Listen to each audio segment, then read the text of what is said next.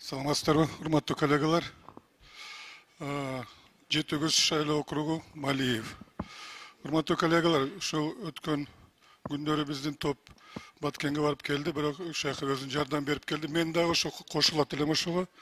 Андан сизден өтүнүч төрага менен биринчи айлыгымды, депутаттык айлыгымды ошо Баткен фондуна которуп коюңузду өтүнөм. Рахмат.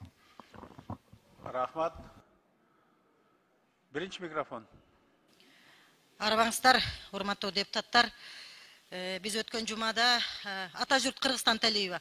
Өткөн жумада Атажурт Кыргызстан фракциясынын депутаттары кечеги Кыргыз-Тажик жаңжалынан кийин биз фракциянын атынан гуманитардык жардам менен барып элге, журтка ошол жардам көрсөтүп келдик.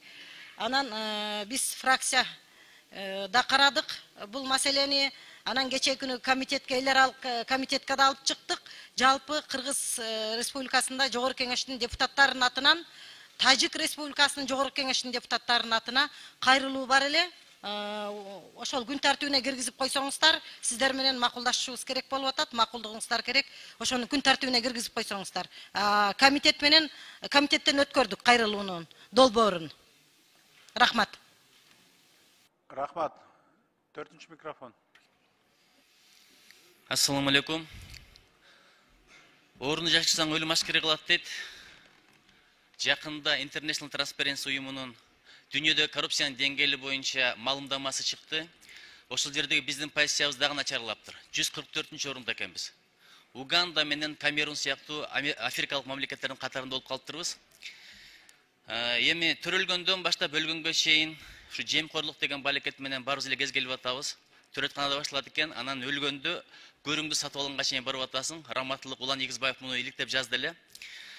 Айтайын дегеним, айылдарга барганда деле ушул коррупциянын кесепетин аябай көрүп атышат да. Бир кагазды, бир документти алыш өлүм деп атат. Бир 15-20 күн, бир ай жөн эле жүрөсүң, аягында акча чыгарып бересиң, ошого бүтөт деп атат. Ошон үчүн ушундай рейтинг болбосун, антирейтинг. Ар бир мекемелерге биз бир протокол тапшырма берели. Эмне үчүн ушундай болуп атат акыбал? Бир иликтеп чыксын, талдап чыксын, ушул багытта иштейли. Экинчиден, ушул коррупция бул оңой эле чечилбейт окшойт, узак мөөнөттөгү маселе окшойт. Балким мектептен тарбия керек, баягы адеп сабагы, иман сабагы деген маселени да көтөрсөк деп ойлоп атам.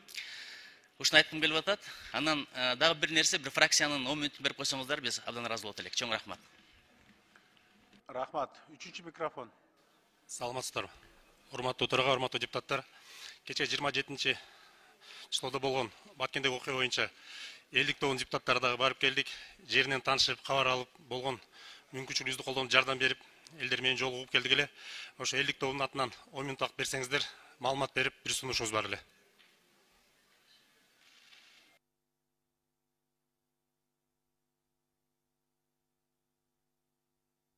Үчүнчү микрофон. Саламатсыздар, урматтуу төрага, урматтуу депутаттар. Кече ошол 27 числода болгон окуя боюнча Баткенге барып, элдик тобунун өкүлдөрү жеринен таанышып, эл менен жолугуп,